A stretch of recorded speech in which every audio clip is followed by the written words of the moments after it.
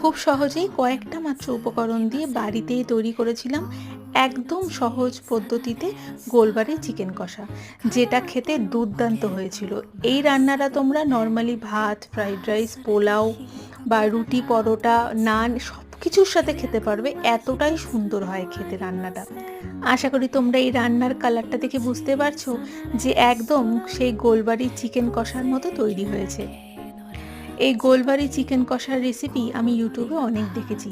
বেশ কয়েকটা জায়গায় দেখার পরে নিজের কিছুটা এক্সপেরিমেন্ট দিয়ে রান্নাটা তৈরি করেছিলাম। পুরো রেসিপিটা তোমাদের জন্য অবশ্যই আসবে। তোমরা সেই রেসিপিটা পুরোটা দেখে অবশ্যই একদিন বাড়িতে ট্রাই করো। আমি কথা দিচ্ছি এই রান্নাটা এতটা সুন্দর হয়, তোমরা নিজেরা খেও আর বাড়ির লোকদেরও খাইও। আমাদের এই রান্নাটা শেষ করতে করতে বেশ অনেকটা রাত হয়ে গেছে। তখন আর রুটি বানানোর সময় ছিল না, তাই ভাত দিয়েই ট্রাই করেছি।